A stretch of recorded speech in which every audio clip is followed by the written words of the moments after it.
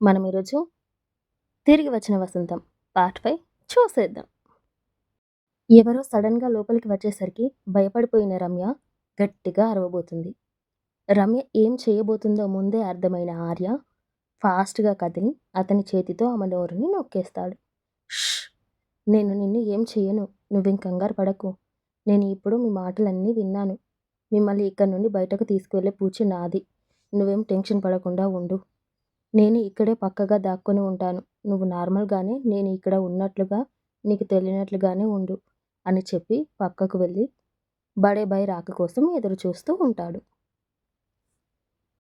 నీటిలో మునిగిపోతున్న తనకి చిన్న ఆసరా దొరికినట్లుగా అనిపించింది. సరే అని ఒప్పుకొని అక్కడే కూర్చొని ఉంది రమ్య.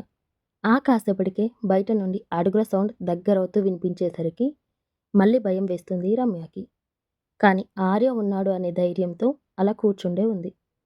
ఆర్య కూడా కింద ఉన్న వాళ్ళకి ఇన్ఫర్మేషన్ పాస్ చేయడంతో అందరూ అలర్ట్ అయ్యారు.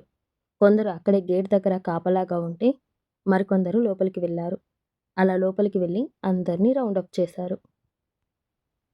ఆర్య కూడా బడే బాయ్ లోపలికి వచ్చే వరకు వెయిట్ చేసి అతను రాగానే అతని తుక్కు రేగొట్టాడు. అసలే జిమ్ చేస్తూ క్రిమినల్స్తో రోజు రఫ్ ఆడిస్తున్న హ్యాండ్స్తో వాడిని 4 పంచులు ఇచ్చేసరికి 5వ పంచికి నేల చేరిపోయాడు బడే బాయ్. అమ్మా అమ్మ అంటూ కలవరిస్తున్నాడు. ఏంటిరా, నొప్పి పుట్టగానే అమ్మ గుర్తుకు వచ్చిందా? అమ్మ కూడా ఆడదే కదరా. నీకు ఇలా ఎలా చెయ్యాలి అనిపించింది?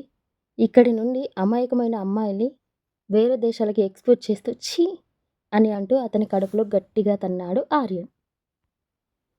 ఈజ్ మాఫ్ కీజియే సాబ్ అని అతను ఎంత అంటున్నా వినకుండా అతన్ని కిందికి ఈడ్చుకెళ్ళి ఆ లేడీని కూడా అరెస్ట్ చేశారు. మిగిలిన అమ్మాయిల్ని సేఫ్గా బయటకి తీసుకువెళ్ళి వాళ్ళ ఇంట్లో దింపే ప్రయత్నం చేసినా కానీ చాలామంది అందుకు ఒప్పుకోలేదు. దానితో వారికి బ్రతకడానికి ఆసరాగా చిన్న చిన్న కొట్లు పెట్టించి వారికి సహాయంగా ఉన్నాడు ఆర్యన్.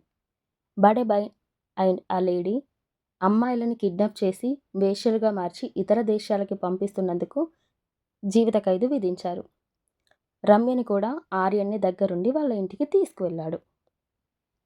కానీ రమ్యని చూసిన వాళ్ళ నాన్న, మమ్మల్ని వద్దు అనుకుని వెళ్ళిన దానివి మళ్ళీ ఎందుకు వచ్చావు?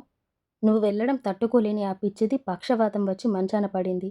మమ్మల్ని ఇలా కూడా ఉండనివ్వడం నీకు ఇష్టం లేదా? అయినా ఇప్పుడు ఏ మొహం పెట్టుకొని మళ్ళీ వచ్చావు? వెళ్ళిపోయి ఇక్కడి నుండి.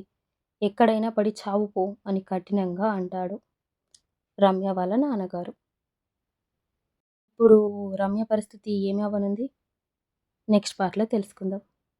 ఈ కథ మీకు నచ్చినట్లయితే లైక్ చేయండి. అలాగే నా ఛానల్ని సబ్స్క్రైబ్ చేయండి. Thank you for listening friends. Bye bye.